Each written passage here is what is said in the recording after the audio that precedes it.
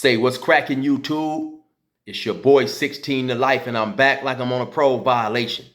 Yard down!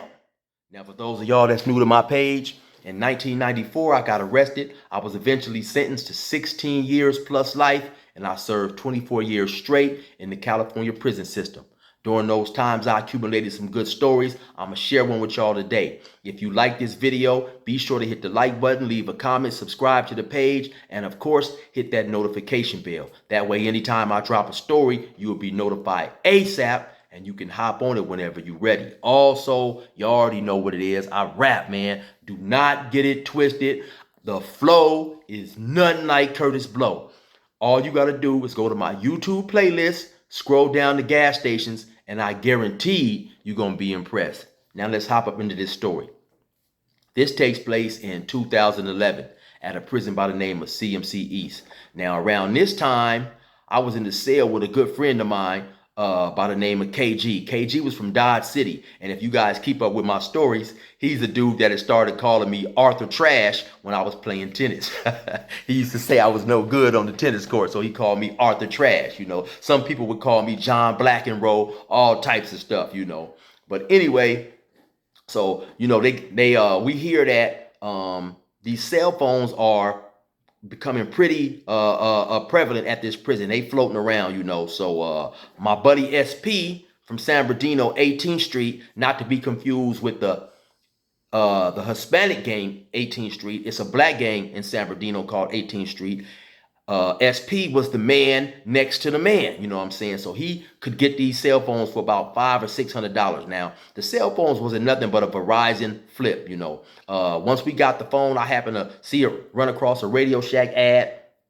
And in the paper, the phones wasn't nothing but $15. But now keep in mind, like I said, I had been down at this time, maybe about 16, 17 years. That was my first cell phone, you know. When I got locked up in 94, there was no Facebook, you know, no YouTube and social media and all this stuff. My buddy KG at that time, he had probably been locked down maybe about 20 years.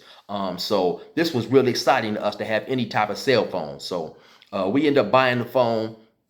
After about a week or two, we both realized, man, two lifers that's been locked up for so long that ain't never had access at a phone, you know, it's going to be hard for us to share a phone because that's what we was doing. So he decided to buy me out, buy his own cell phone, and he moved next door. So now when he moved next door, I got to find me a cool celly, somebody that I can trust, you know, because I wanted to be extremely discreet with my cell phone, right? So I knew a good dude on the yard that I definitely felt I could trust, real solid dude by the name of Duke.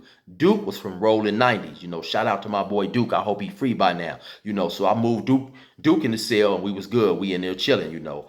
Duke stayed in the cell 4 or 5 months and then his points dropped, which means that he was now going to an institution with a lower level security wise. So once he moved, I had to find me another celly. So I'm scrambling trying to find me a celly. And before I can do that, they call me and tell me they got a bed move for me. So now they moving me to an entirely different building, which is something that I didn't want because now I'm moving in the cell with somebody else. I don't know if the officers on the floor is cool, if this dude is cool or whatever. So they moved me in a cell with a dude by the name of Commando. Now, at that time, Commando had probably already been in jail 24, 25 years, you know, give or take a few years. And Commando was a little bit odd, you know. He was a little bit odd to say the least, man. You can definitely tell he was off a tiny bit. I don't know if it was due to a lot of drug use in his past or whatever, but you can talking to him, you could tell he was a little off, right?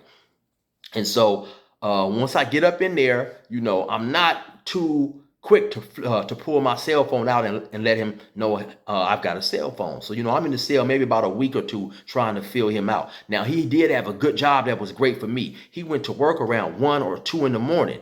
And so when he would do that, I would pull my cell phone out, you know, call whoever I wanted to call, hop on Facebook, social media, whatever. At that time, I also was working in a job known as the Diet Kitchen. Now, the Diet Kitchen they had a hospital on the actual prison grounds, and people who may have came from surgery and couldn't eat certain foods would be up there. There was a dude by the name of Newer. Newer was from Sacramento. He had got into a fight. I knew Newer on the yard, but he had got into a fight and got his jaw broke, so he was up there as well. Now, up there in that Diet Kitchen, they had all types of food and stuff that we didn't get on the main line. They got regular like food, like restaurant type food, hamburgers, pancakes, fish, apple juice, orange juice, all this type of stuff, you know. So that was another thing. That was another perk to being up there. And also, I would take my cell phone to my job with me. So I would take the cell phone. It was a few of us up there, you know, me, my buddy SP, a white dude by the name of Brandon. We all had cell phones. We'd be up there talking on our cell phones in his back room, the back laundry room, you know, because like I said, they had a lot of inmates up there in two different dormitories. You come in,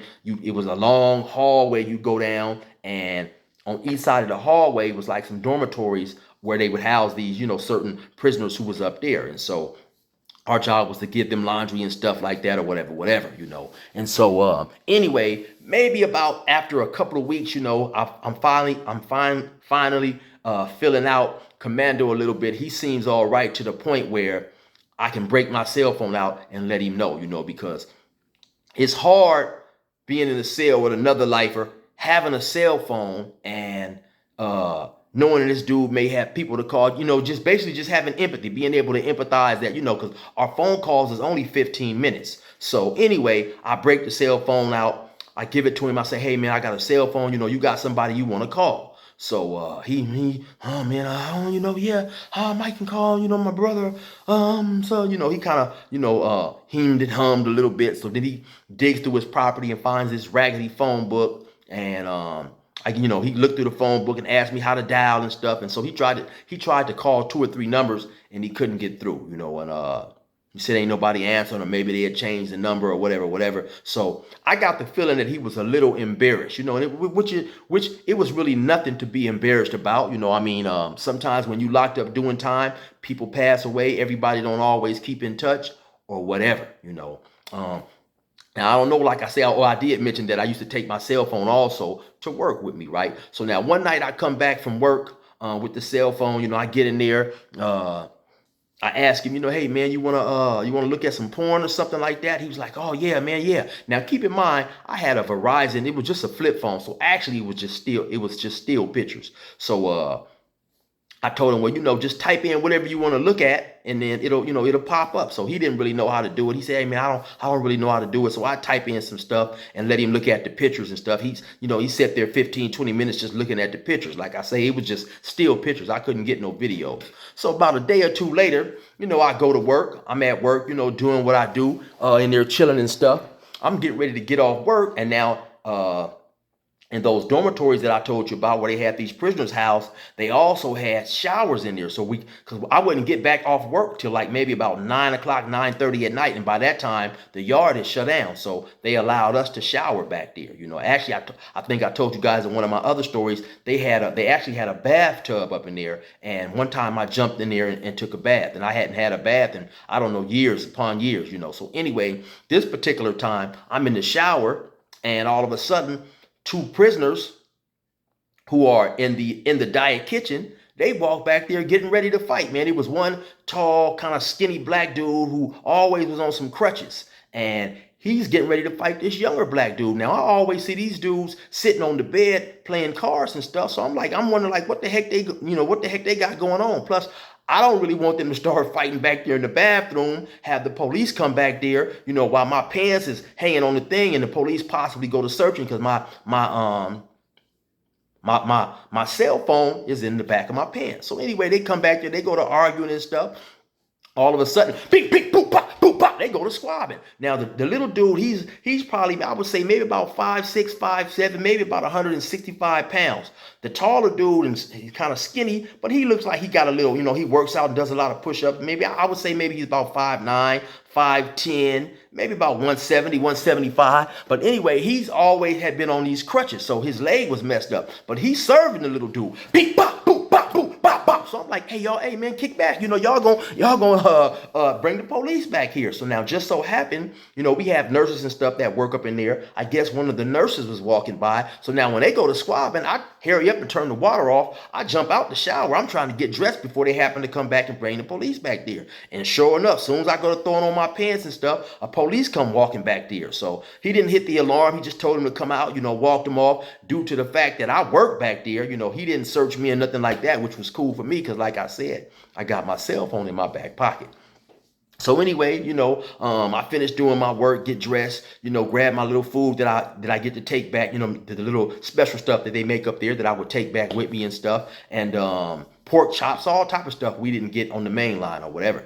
And so I leave, I go down outside, I get patted down, I leave, I go back to the building. Now, so when I get back to the building, it's like maybe about 9:30, 9:45, somewhere around there. The program is shut down. So my routine, I would get back. I take out my cell phone. After the police come by and do count, I take out my cell phone now that I feel comfortable pulling it out in front of Commando and go to doing what I'm doing. So now, as I'm up there chilling on my bed, Commando said, "Hey, man, you think I might be able to look at some of them girls again?" I said, "Yeah, man, no problem." So I hand him the phone. He said, "Hey, you got any pictures of a girl on here taking a 10-inch dick or better?"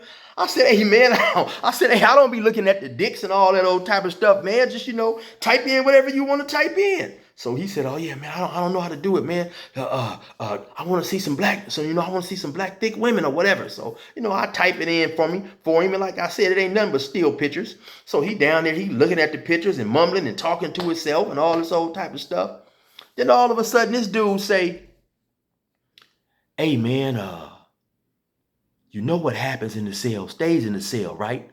I jumped down off the bunk. I said, "Cuz, what the fuck is you talking about?" He said, "Oh, no." I said, "No, cuz, what the fuck is you talking about, motherfucker? What you mean?" He said, "Oh, no, well, no, man. I'm just saying that we ain't gonna let nobody know. We got a cell phone up in here." I said, "Motherfucker, we hadn't been letting nobody know, man. What the fuck is you talking about, right?"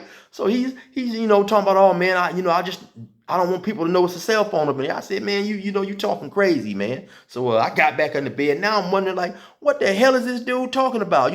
What the hell is you talking about, man?